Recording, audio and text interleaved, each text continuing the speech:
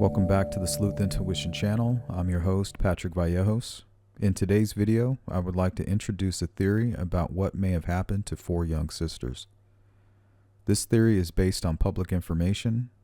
The video is designed to bring attention to the obvious, not to accuse. If I had my way, law enforcement would conduct new interviews with the names mentioned in this video. This is pure speculation. The fire that killed Keyana Davis, Keyara Phillips, Kerriele Mcdonald, and Kionnie Welch on the night of November 21st, 2016 was determined to be arson. While researching the fires, I came across the name Adam Ayres. Former ATF fire investigator Mike Vergon was hired to investigate the cause of the deadly Flora fires as part of a wrongful death lawsuit against the building's owners.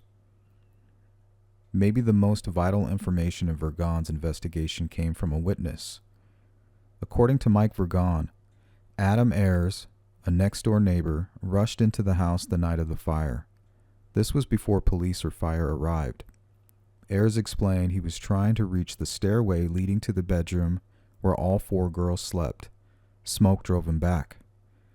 But before exiting the house, Ayres told investigators he saw a 2-inch wide path of flame that led from the back porch to the kitchen. He got a pretty good view and described it in detail, said Vergon. Ayres was also the only person who saw the ribbon of fire.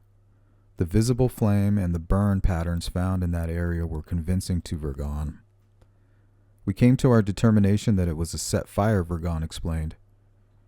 In a few arson cases that I've covered, the first responder was the perpetrator.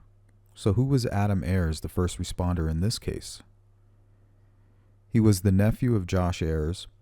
Josh Ayres is the owner of 103 East Columbia Street, the Flora Firehouse. He also owned 105 East Columbia Street, the house next door.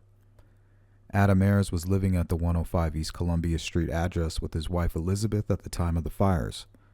Come to find out, the Flora Fire's address was also the childhood playground of Adam Ayres. See, the Flora Firehouse was owned by the father of Josh Ayres, who is the grandfather to Adam Ayres. The 2 homes were gifted to Josh Ayres. You may be asking, well, what makes him suspicious? Let's go down the list. Number 1, he was the first person on the scene. Number 2, he has a connection to the Flora Firehouse. Number 3, he has intimate knowledge of the Flora Firehouse. These 3 items were interesting, but I needed to dig deeper. I wondered if we could fit him into the killer's timeline. His connection and knowledge of the home could be purely coincidental. During a December 2016 interview with Elizabeth Ayres, who at the time was the wife of Adam Ayres, she said, and I quote, "I was already awake. Something woke me earlier at 2:45 a.m.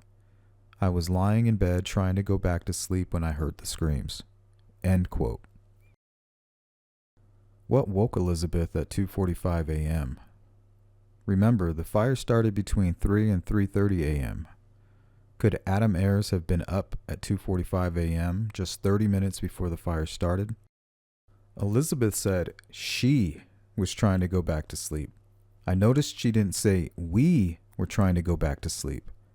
This makes me think she was sleeping alone and Adam was awake downstairs. I wondered what type of person Adam was, so I looked up his criminal history. The state of Indiana makes it very easy to check someone's criminal history. I was shocked by what I found. Date of sentence: 6/30/2020, auto theft, receiving stolen auto parts. January 14th, 2021, possession of methamphetamine. January 14th, 2021, unlawful firearm possession by a serious felon. January 14th, 2021, operating a vehicle while intoxicated. April 13th, 2016, domestic battery. June 2nd, 2014, criminal confinement. June 2nd, 2014, theft, receiving stolen property. Earliest possible release date, November 19th, 2026. Most of his crimes are against his ex-wife or drug-related. He had just gotten out of prison for a violent sexual assault months before the Flora arson murders happened, and went back to prison just months later. He is in prison right now until 2026.